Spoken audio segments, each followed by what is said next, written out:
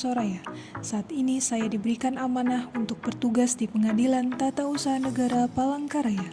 Pengadilan Tata Usaha Negara Palangkaraya terletak di Kota Palangkaraya, Kalimantan Tengah, yang memiliki visi terwujudnya Pengadilan Tata Usaha Negara Palangkaraya yang agung. Dan saya di sini sebagai bagian dari tim akan memastikan tujuan tersebut tercapai. Mungkin bukan sebagai hakim yang mengetuk palu, tapi sebagai staf yang memastikan setiap dokumen tersusun rapi, setiap aset terkelola dengan benar, dan setiap masyarakat yang datang merasa dilayani dengan baik.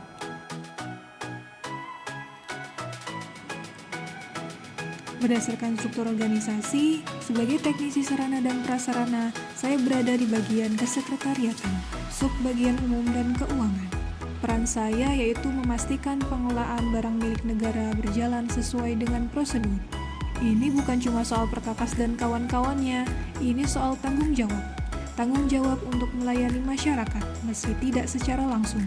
Tanggung jawab untuk memastikan Pengadilan Tata Usaha Negara Palangkaraya bisa menjalankan tugasnya dengan baik. Saya bangga menjadi bagian dari tim ini, tim yang mungkin tidak terlihat, tapi esensial. Inilah layanan yang saya berikan.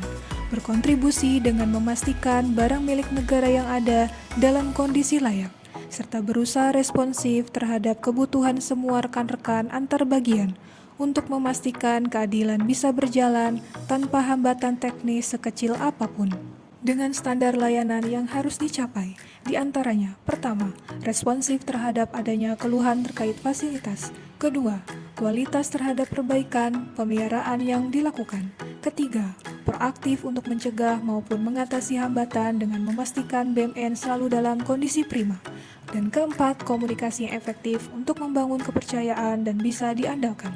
Dalam menjalankan tugas, bagi saya, ciri Smart ASN sebagai teknisi sarana dan prasarana adalah sebuah paket lengkap, menguasai teknologi dengan menggunakan berbagai macam aplikasi yang mendukung dalam pengelolaan BMN, melayani dengan ramah, berkolaborasi dengan pihak lain, dan memiliki pola pikir yang inovatif.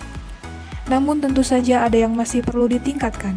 Meningkatkan itu bukan tentang menemukan kekurangan, tapi tentang melihat potensi untuk lebih cepat, lebih efisien, dan lebih melayani. Saya melihat ke depan bukan hanya sebagai teknisi, tetapi juga sebagai inovator, sebagai bagian dari tim yang tidak hanya merawat apa yang ada, tetapi juga membangun apa yang belum ada. Dua hal sederhana yang dapat dilakukan agar kinerja layanan lebih baik dan berdampak, yaitu pertama, bersikap proaktif terhadap kebutuhan rekan-rekan kerja antar bagian atau keluhan dari masyarakat, misalnya dengan menyapa dan bertanya singkat kepada setiap bagian tentang kondisi peralatan yang mereka gunakan. Kedua, memanfaatkan sistem digitalisasi untuk berusaha mengintegrasikan pekerjaan, baik perbaikan, pemeliharaan, maupun pengadaan barang milik negara agar lebih efektif dan efisien.